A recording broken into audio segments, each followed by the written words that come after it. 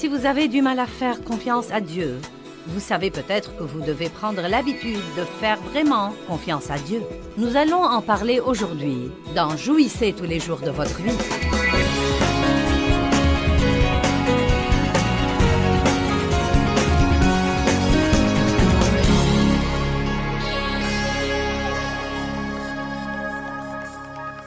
Nous parlons de nous débarrasser des mauvaises habitudes et de prendre de bonnes habitudes. Vous pouvez rompre avec une mauvaise habitude juste comme vous rompez avec un mauvais petit ami. Si ce mauvais petit ami est le seul petit ami que vous avez, bien qu'il vous ait rendu malheureuse, il va vous manquer pendant quelque temps. N'est-ce pas étonnant que, bien que certaines choses soient mauvaises, pour nous, si nous les éliminons de notre vie, il y a toujours une partie de nous-mêmes qui les regrette pour quelque temps.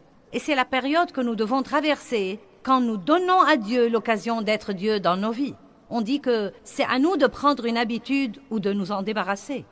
Il y a un groupe qui dit 21 jours et un autre qui dit 30 jours. Je prends en considération ceux qui disent 30 jours et d'après mon expérience, si vous arrivez à faire quelque chose systématiquement pour 30 jours ou si vous arrivez à ne pas faire quelque chose systématiquement pour 30 jours, vous aurez pratiquement pris une nouvelle habitude. Et quand vous avez l'habitude de faire quelque chose, c'est très souvent quelque chose que vous faites sans même vous rendre compte que vous le faites. Nous avons tous nos petites habitudes.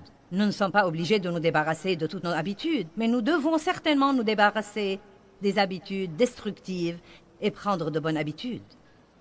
Dieu m'a mis ça sur le cœur quand j'étudiais pour ce sermon, et j'ai dit ça hier, mais plus j'y pense, plus je l'aime. Je pense souvent que ce que nous appelons esclavage n'est en fait qu'une mauvaise habitude.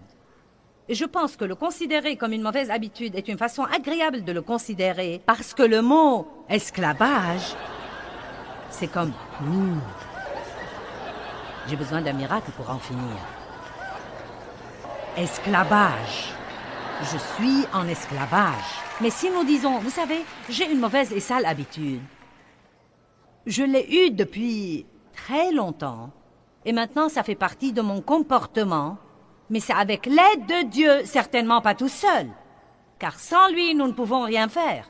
C'est pourquoi j'ai dit hier, en clôturant la réunion, qui a au moins une mauvaise habitude dont il doit se débarrasser. Eh bien, toutes les mains étaient levées. Et j'ai dit, quand vous rentrez chez vous, n'essayez pas de vous en débarrasser, mais rentrez chez vous et passez d'abord une semaine avec Dieu pour lui en parler un peu. Et quand vous sentez que vous avez cette libération de Dieu, commencez jour après jour à vous débarrasser de cette mauvaise habitude. Mais ne vous risquez pas à essayer de le faire sans vous appuyer tous les jours sur Dieu. Quand j'ai lu hier soir le passage de la Genèse où Dieu a dit à Abraham « Je veux que tu marches habituellement devant moi ». Je ne suis pas au courant d'autres traductions qui utilisent le mot « habituellement », mais il est utilisé plusieurs fois dans la Bible amplifiée. Et j'ai vraiment aimé ça car Dieu dit en fait à Abraham « Je veux que tu prennes une nouvelle habitude. J'ai un nouveau plan pour toi. Tu vas être l'homme avec qui j'établirai mon alliance. Et donc, je veux que tu prennes la nouvelle habitude de me faire passer avant tout à tous les égards. » Et quand il dit à Abraham, « Je veux que tu vives et que tu marches habituellement devant moi », la réaction d'Abraham était de tomber sur sa face devant Dieu. Et pour moi, c'est lourd de sens et signifie qu'Abraham était un homme avec qui Dieu pouvait travailler, car Abraham savait que tout ce que Dieu lui-même lui demandait de faire, il ne pourrait pas le faire sans l'aide de Dieu lui-même. La grande erreur que nous faisons en essayant de vivre la vie chrétienne, c'est que nous apprenons ce que nous devrions faire, puis nous essayons de le faire.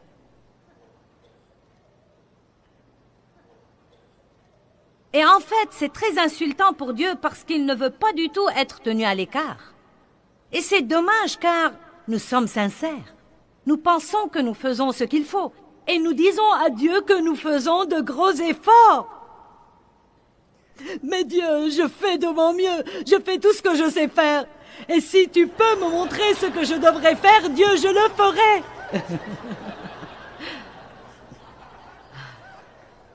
Et voyez vraiment, il y a quelque chose que nous devrions faire. Je ne dis certainement pas de ne faire aucun effort, mais ce doit être un effort rempli de l'esprit. Ce doit être un effort où Dieu est en fait notre partenaire dans ce que nous faisons. Si vous avez un problème avec l'excès de table, n'essayez pas de ne pas manger à l'excès. Priez à ce sujet avant de vous attabler. Dieu, je vais me mettre à table et tu sais comment je suis. Et je te dis juste avant même de prendre la fourchette, Dieu, j'ai besoin de ton aide. J'ai besoin de ton aide pour la poser et l'écarter après avoir assez mangé.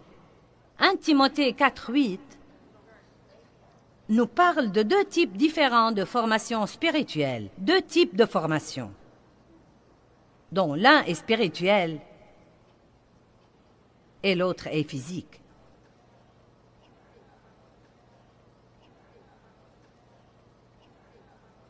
Car l'exercice corporel est de quelque valeur utile à peu de choses, tandis que la piété, l'exercice spirituel, est utile et a de la valeur à toutes choses et à tous les égards. Oula! Ayant la promesse de la vie présente et la promesse de la vie à venir. Je crois que c'est intéressant, car si je m'exerce spirituellement, si je suis forte dans l'esprit, et si j'exerce les disciplines spirituelles, ma vie sera meilleure ici-bas, et j'aurai l'assurance de ma vie éternelle avec Dieu. Maintenant, vous savez, je suis ravie à l'idée d'aller au ciel, mais je voudrais faire un bon voyage.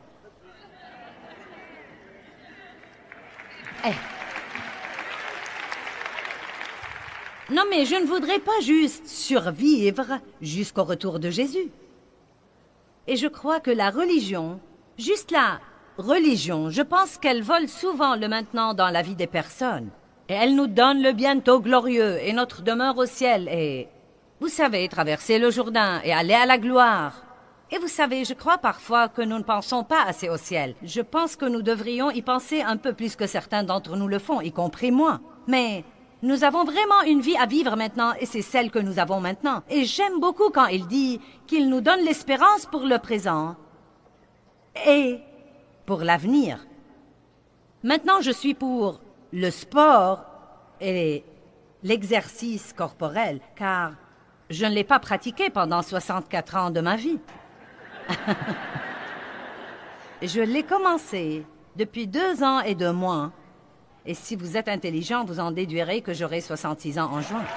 Mais Dave est plus âgé que moi, sachez ça. Il aura 69 ans en juillet. Ouh!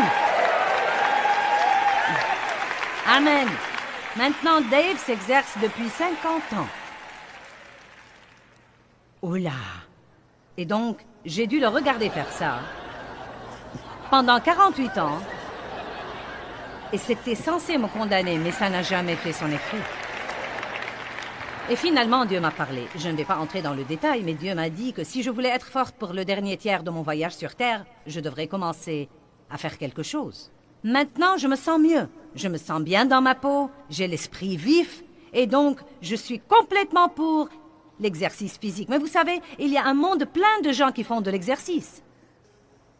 C'est une industrie énorme, et croyez-moi, il y a un peu partout des gens qui payent des frais d'adhésion au gymnase et qui s'entraînent à la maison. Et il y a des coureurs et il y a des marcheurs. Et vous savez, il y a des gens, beaucoup de gens, non pas tout le monde, mais beaucoup de gens, qui entrent dans ce domaine. Mais je me demande combien de chrétiens qui passent 3 ou 4 jours dans un gymnase pour s'exercer physiquement ne s'exercent jamais vraiment spirituellement.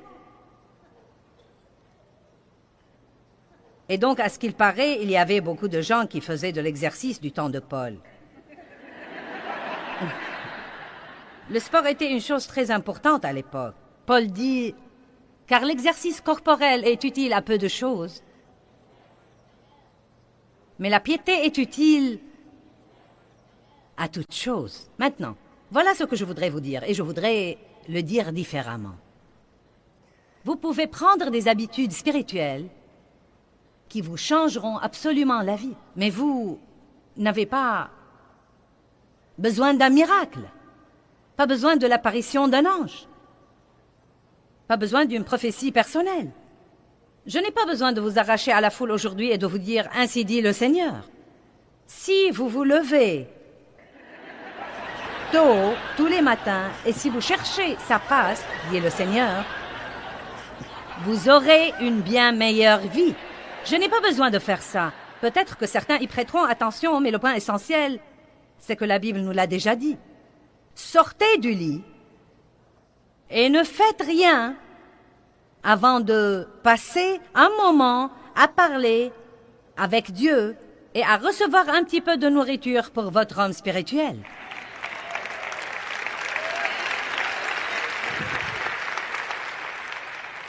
Je sais que beaucoup d'entre vous disent « Eh bien, je ne suis pas matinale. » Eh bien, vous savez quoi? Personne ne peut en faire une loi. Je ne vais pas vous dire que vous ne pouvez chercher Dieu qu'à 3 heures du matin. Évidemment, ce n'est pas le cas. Mais je pense que c'est presque dangereux dans le monde où nous vivons aujourd'hui de se lever et d'essayer de sortir et de faire quoi que ce soit sans chercher Dieu un petit peu avant d'aller. Non, mais si vous ne pouvez pas prononcer autre chose, dites « Aide-moi Dieu ». Tu dois m'aider aujourd'hui, sinon tout ce que je ferai serait un grand gâchis. Prenez donc une habitude, prenez des habitudes spirituelles. Je veux vous parler d'une chose que vous ne considérez peut-être pas comme une habitude.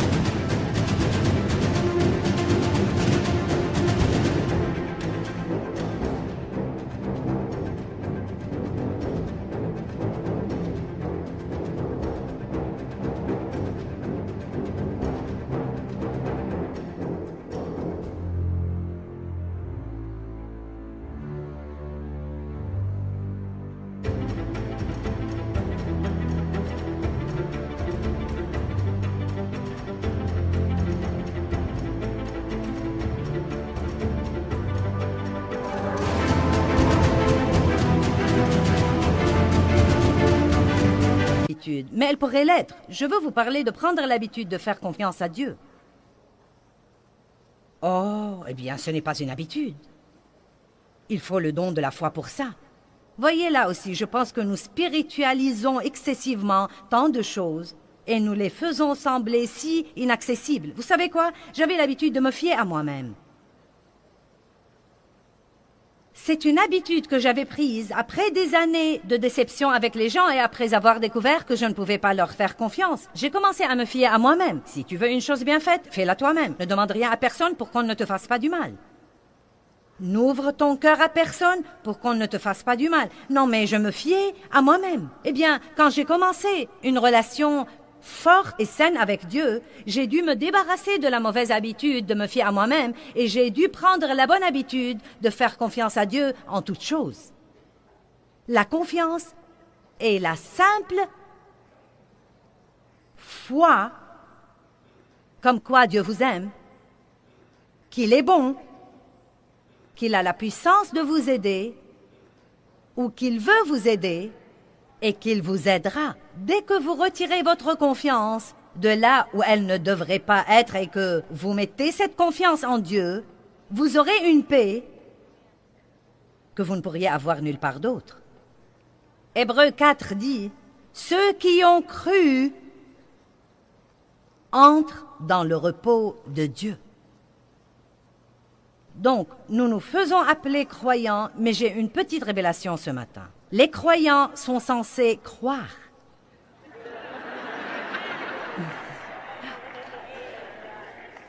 Nous ne disons pas « je suis douteur ».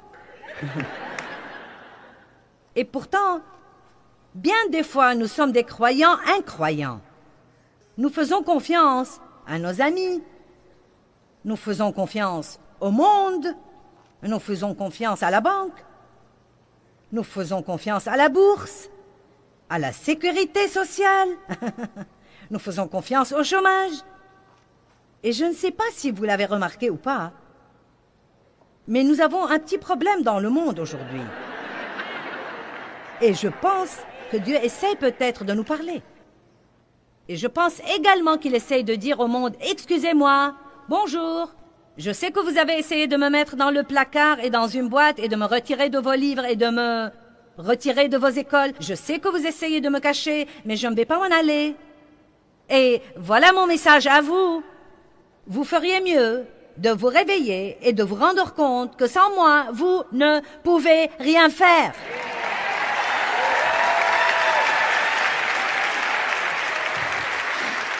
Vous savez, je ne peux même pas imaginer ce qui pourrait arriver et dans combien de temps dans notre nation si nos chefs de gouvernement menaient collectivement le peuple américain dans la prière et la recherche de Dieu. Je ne peux pas imaginer ce qui arriverait, mais oh non, nous n'osons pas offenser les athées et les...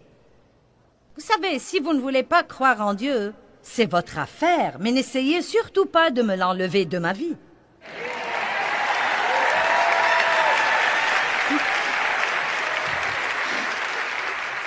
Prenez votre droit, mais n'essayez pas de me voler le mien. Nous vivons dans un monde qui est plein d'humanisme. Et cela veut simplement dire que nous ne voulons pas Dieu dans nos vies. Et c'est exactement pourquoi les choses s'effondrent. Et je n'ai pas l'intention d'être impoli, mais je ne pense pas que le gouvernement puisse arranger les choses.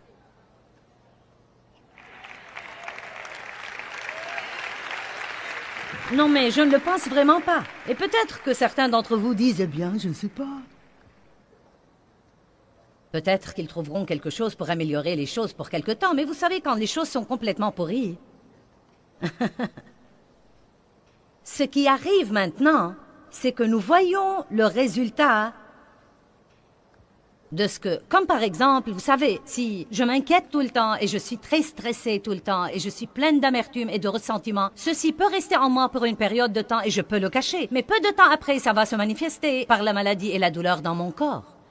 Et donc, comme la fibre morale de notre nation est totalement pourrie et comme les gens se sont détournés de Dieu, nous en voyons maintenant les résultats dans nos écoles, dans notre économie et où qu'on aille.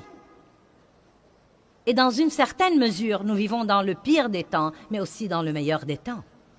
Peut-être que ceci semble étrange, mais quelle occasion pour l'Église de luire! Quelle occasion pour nous de pouvoir dire « Nous ne sommes pas désespérés et nous ne sommes pas impuissants ».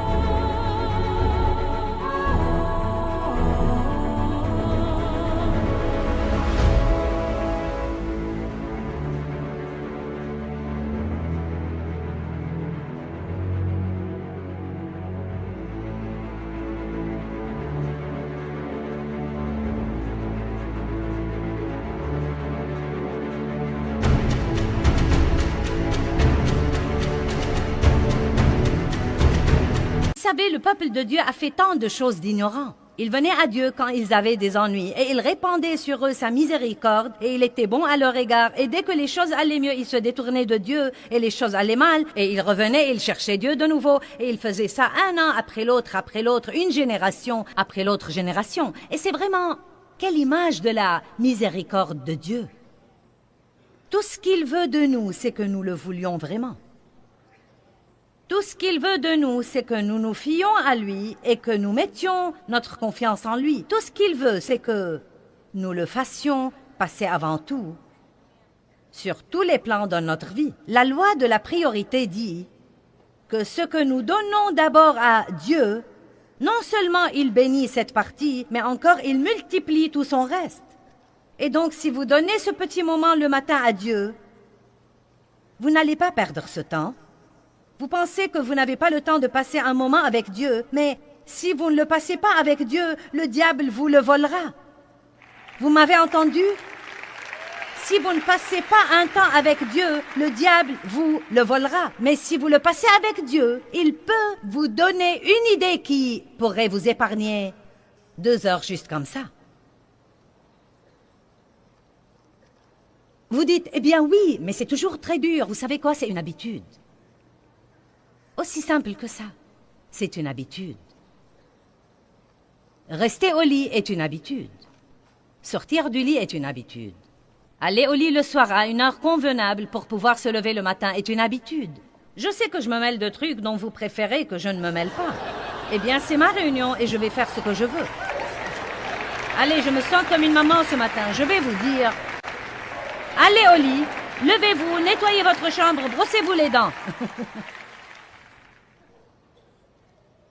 Vous savez, ne faisons pas de tous ces trucs quelque chose qu'ils ne doivent pas être. Vous pouvez vous lever le matin. Des millions de gens font ça.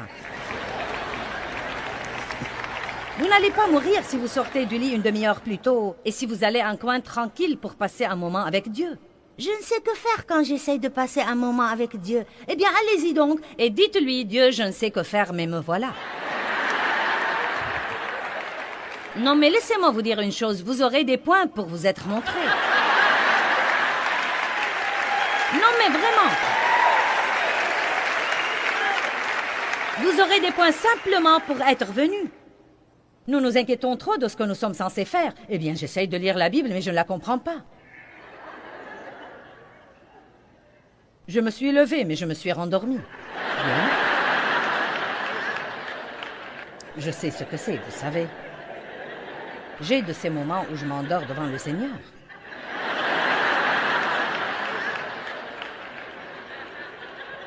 J'ai eu une vie tumultueuse pour très longtemps. Je regrette vraiment toutes ces années de ma vie que j'ai gaspillées et que je ne peux pas récupérer. Même comme chrétienne, j'étais exaspérée par des trucs que je ne pouvais pas changer. Je vivais sous la condamnation, je n'avais pas de paix, je ne jouissais pas de ma vie. J'allais à l'église. Je croyais que j'irais au ciel. Mais je ne jouissais pas du voyage. J'ai eu une transformation radicale dans ma vie, surtout dans les 20 dernières années de ma vie avec Dieu, peut-être dans les 15 à 20 années. La vie ne vaut vraiment pas la peine d'être vécue si vous allez être exaspéré tout le temps. Et vous pouvez prendre l'habitude de faire confiance à Dieu, quoi qu'il arrive, dans votre vie. Vous pouvez prendre l'habitude de dire « je ne vais pas m'en inquiéter, je ne vais pas essayer de comprendre, je suis passé par là, j'ai fait ça ». Vous savez ce qui arrive quand vous essayez de comprendre quelque chose, vous serez déconcerté. Certains sont probablement venus ici très déconcertés. Et quand j'ai demandé à Dieu, il y a des années, pourquoi tant de gens étaient déconcertés, y compris moi-même, il m'a dit, dis aux gens de ne plus essayer de comprendre les choses pour ne pas être déconcertés. Nous n'avions pas besoin de délivrance. Ce n'était pas un esclavage. Nous avions juste besoin d'éteindre notre cerveau et de dire « Dieu, j'ai confiance en toi. Je ne peux pas faire ça, mais toi, tu peux. » Il n'y a qu'une chose qui amène la paix, le repos, la joie et le plaisir, et c'est d'apprendre à avoir habituellement confiance en Dieu. Il y a des décisions que nous devons prendre dans la vie. Nous avons besoin de conseils entre toutes les demandes de prière qui affluent à notre bureau. La demande numéro 1 est « Priez que je sois à l'écoute de Dieu. » Priez que je sache quoi faire. Et le seul moyen d'apprendre vraiment à écouter Dieu, c'est d'apprendre à écouter notre...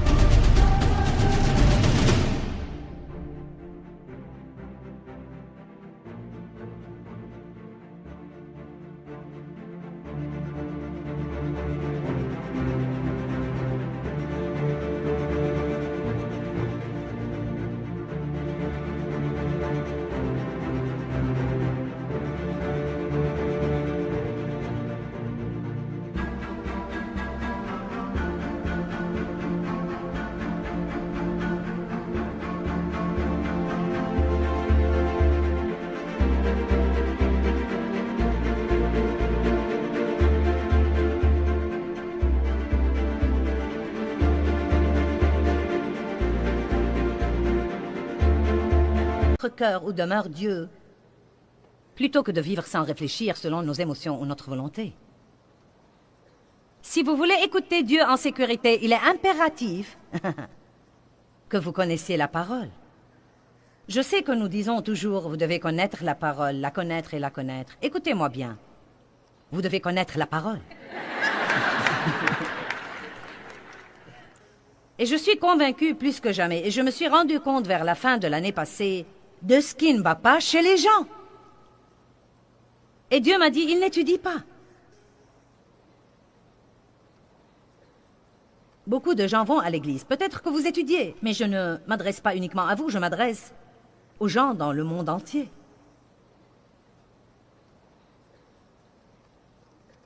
Peut-être que nous allons à l'église.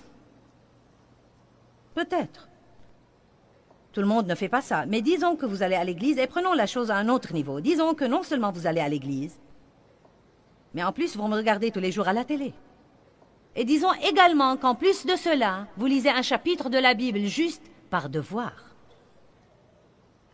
Et vous avez des CD et des DVD et une belle bibliothèque spirituelle. C'est chouette et vous vous sentez spirituel quand vous passez à côté.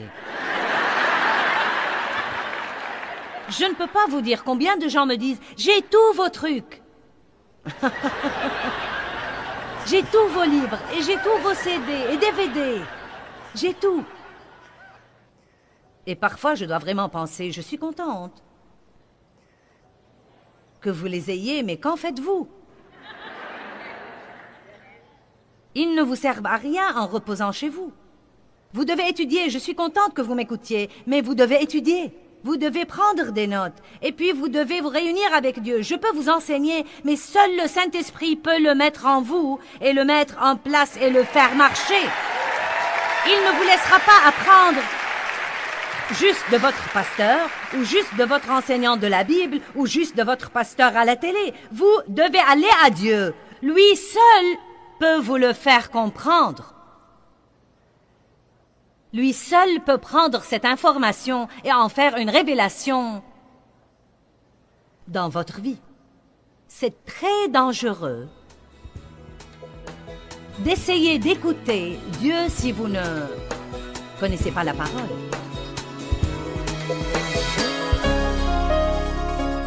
Eh bien, la Bible nous enseigne, et je peux en fait confirmer de mon expérience personnelle que sans le Christ, nous ne pouvons absolument rien faire avec succès et le faire bien. Nous avons vraiment besoin de passer des moments de qualité avec Dieu. Parce qu'en faisant ça, nous l'honorons et nous lui disons « J'ai vraiment besoin de toi, Seigneur, je ne peux rien faire sans toi. » Proverbe 3, 5, 6 « Appuie-toi sur l'Éternel et confiance en lui, confie-toi en lui. » de tout ton cœur et toute ta pensée, et ne t'appuie pas sur ta sagesse ou sur ton entendement. Reconnais-le dans toutes tes voies, et il te conduira et il aplanira tes sentiers. J'aime beaucoup ces versets. Et très souvent, quand je me sens vraiment déconcertée, j'y reviens et je me dis que je ne m'appuierai pas sur ma sagesse, mais que je m'appuierai sur Dieu.